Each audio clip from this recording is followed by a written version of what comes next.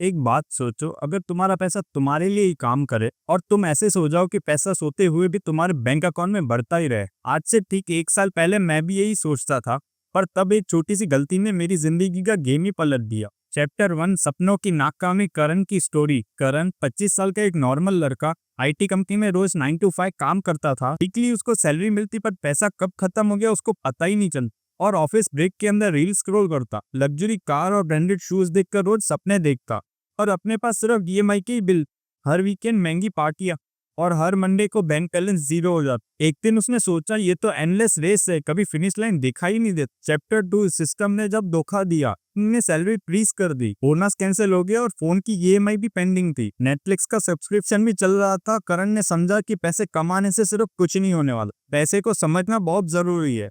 उसने अपने अननेसेसरी खर्चों को ट्रैक करना शुरू कर दिया, यूजलेस सब्सक्रिप्शन कैंसिल किया, और ये छोटी सी हैबिट उसके लिए बड़ी गेम चेंजर बन गई। चैप्टर 3, डिजिटल दुनिया से एक नई सीख। करण ने एक दिन यूट्यूब पे डिजिटल क्रिएटर की एक वीडियो देखी, तुम्हारा पैसा तुम्हारे लिए काम करे। करण ने म्यूचुअल फंड और एसआईपी के बारे में रिसर्च करना शुरू कर दिया। शुरू में उसको डाउट था, पर हर महीने इन्वेस्टमेंट बढ़ाता गया। रील्स के रश को छोड़ दिया और वही समय के अंदर इन्वेस्टमेंट बनाने के रश को फील करता था। चैप्टर 4 में साइड हसल का मैजिक। रील्स बनाई, स्टोरीज डाली, कुछ समय के अंदर छोटी कम्युनिटी भी बन गई। कुछ समय के अंदर तो ब्रांड्स का कोलैबोरेशन के लिए डीएम भी आने लग गए और पैसा भी बनने लग गया। सैलरी के अलावा अब डिजिटल एसेट भी बन गया था। उसने प्रोडक्टिविटी का बहुत सही यूज किया। चैप्टर 5, जब फियर से अपॉर्चुनिटी बनाया। एक दोस्त की ईएमआई लेट होने से बाइक ने उसको फाइनेंशियल प्रॉब्लम में ही डाल दिया। करण ने सीखा कि लाइबिलिटी से दूर रहो और एसेट्स में ध्यान दो। स्टॉक इन्वेस्टमेंट और डिजिटल ब्रांड के अंदर उसने फोकस बढ़ा दिया। डिजिटल ब्रांड के अंदर उसको बहुत ज्यादा पैसा आने लग गया कुछ ही समय के अंदर, और उसने स्टॉक में ज्यादा इन्वेस्टमेंट बढ़ा दी। चैप्टर 6, फाइनेंशियल आजादी का पहला कदम। 1 साल बाद करण के बैंक बैलेंस ने बहुत ग्रोथ दिखाई।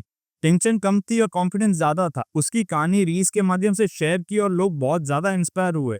करण यहाँ पे बहुत अच्छी चीज समझ गया कि असली पैसा कमाना नहीं, पैसे को समझना और उसको काम करवाना है। चैप्टर 7, ऑटोमेशन का असर। पैसा कभी सो नहीं सकता। करण ने अपनी इन्वेस्टमेंट ऑटोमेशन में डाली। एसआईपी ऑटो डेबिट होने लग गई, डिविडेंड री इन्वेस्ट हो गया और रीट में भी इन्वेस्टमेंट बढ़ाने लग गया। एक वीकेंड तो ऐसा है कि उसकी म्यूचुअल फंड ने 10% तक का प्रॉफिट दिखा दिया, वो भी बिना किसी एफर्ट्स के। अब करण के पास टाइम भी था और पैसा भी बढ़ रहा था। चैप्टर 8, कम्युनिटी का पावर और हसल साथ मिलके। करण ने एक टेलीग्राम ग्रुप बनाया जहां वो और उसके जैसे लोग हसल और इन्वेस्टमेंट सीक्रेट शेयर करते। Daily motivation reels, live discussion और डाउट सॉल्व करते एक दूसरे के। एक मेंबर ने तो करण को कहा कि करण, तुम्हारी वजह से तो मेरी लाइफ ही बदल गई। करण को वो बात सुन के रियल सेटिस्फेक्शन मिल गया। करण ने समझा कि पैसा कमाना नहीं, लोगों के साथ कनेक्शन बनाना वो भी ज्यादा जरूरी है। चैप्टर 9, रेस्क्यू का डांस। जब डरने से ज्यादा सीखना जरूरी है। करण ने थोड़ा ज्यादा रिस्क लेना शुरू कर दिया और स्टॉक्स और रीट में ये अप और डाउन में सीखा कि रिस्क का मतलब सिर्फ डरना नहीं, समझने का है। अपने टेलीग्राम ग्रुप में डिस्कस करता, फाइनेंशियल एक्सपर्ट के वीडियो देखता। एक स्टॉक के अंदर उसने ज्यादा इन्वेस्ट किया और 6 महीने के अंदर उसको ट्रिपल रिटर्न मिल गया। करण को यहाँ पे अल्टीमेट जैकपॉट मिल गया और करण समझ गया कि बिना रिस्क के ग्रोथ इम्पॉसिबल है और रिस्क को समझ के लेने का है। चैप्टर 10, जिंदगी का सबसे बड़ा एसेट, अपना माइंडसेट। करण ने रियलाइज किया कि सबसे बड़ा एसेट उसका माइंडसेट है। रोज सुबह वो मेडिटेशन करता और पॉजिटिव बुक्स पढ़ता, फेलियर को लर्निंग अपॉर्चुनिटी बनाता और हर सेटबैक को कहता नेक्स्ट टाइम बेटर होगा।